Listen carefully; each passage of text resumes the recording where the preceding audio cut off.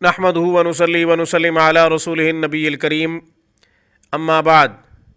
سامعین کرام، آج دعا کی قبولیت کے لیے بہترین قرآنی وظیفہ، قرآنی عمل آپ کی خدمت میں پیش کر رہے ہیں۔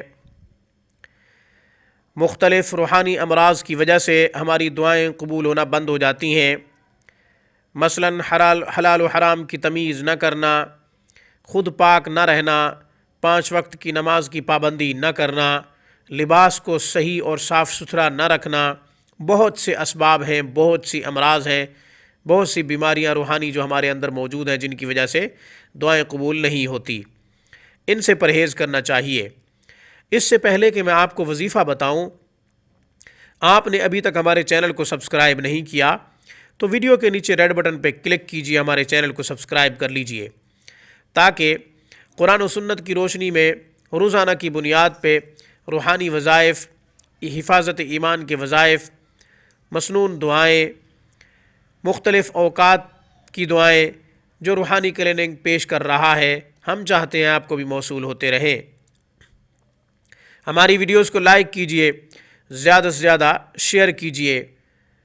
شاید کوئی دکھی مسلمان آپ کے شیئر کرنے کی وجہ سے ہمارے وظیفے کو پڑھے، ہمارے عمل کو دیکھ کر اپنی زندگی سنوار لے، آپ کے لیے کل قیامت کے دن باعث نجات، مغفرت کا سبب ہوگا۔ ہم سے آپ کوئی سوال کرنا چاہتے ہیں، سوال ذاتی ہو یا پھر کسی وظیفے سے متعلق ہو، ہمیں ای میل کیجئے، ہمیں کمنٹ کیجئے۔ شرعی مسئلہ بھی آپ ہم سے پوچھ سکتے ہیں۔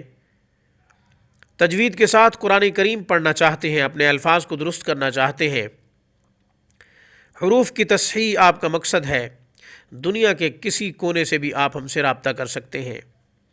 الفاظ کی درستگی، حروف کی تصحیح کے ساتھ جو شخص قرآن پڑھتا ہے، اللہ اس پر خوش ہوتے ہیں، بہت خوش ہوتے ہیں۔ اللہ کے قرب کا بہترین راستہ قرآن کریم کی تلاوت ہے۔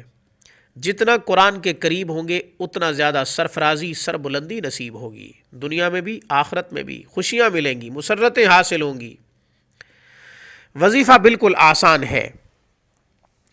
حسبنا اللہ و نعم الوکیل۔ دل کر رہا ہے کہ اس کا ترجمہ کروں۔ حسبنا اللہ، ہمارا اللہ کافی ہے، و نعم الوکیل، اور بہترین کام بنانے والا ہے، کتنا اچھا کام بنانے والا ہے، کتنا اچھا کارساز ہے، کتنا اچھا وکیل ہے۔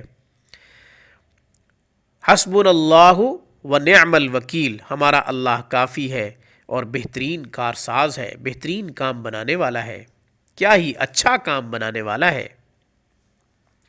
تو اس معنی کو سامنے رکھتے ہوئے آپ یہ دعا پڑھیں گے 1000 مرتبہ۔ کمزوری کے پیش نظر اتنی بات عرض کرتا چلوں، آپ تقسیم کر لیں، 5 وقت کی نماز کی پابندی کریں، ہر نماز کے بعد 200 مرتبہ پڑھیں، پھر اپنی مراد اللہ کے سامنے رکھیں۔ یوں 5 وقت نمازوں کے بعد، 5 وقت کی نمازوں کے بعد 1000 مرتبہ ہو جائے گا۔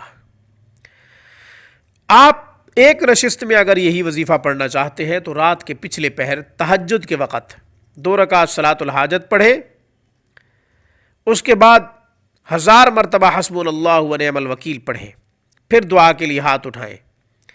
اللہ کے ہاں افضل ترین وقت تہجد کا ہے، محبوب ترین وقت۔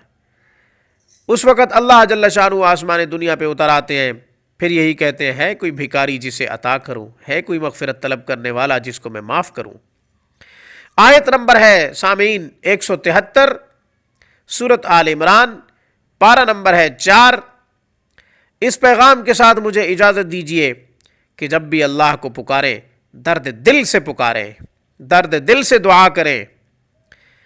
میری طرف سے، روحانی کلینک کی طرف سے، السلام علیکم ورحمۃ اللہ وبرکاتہ۔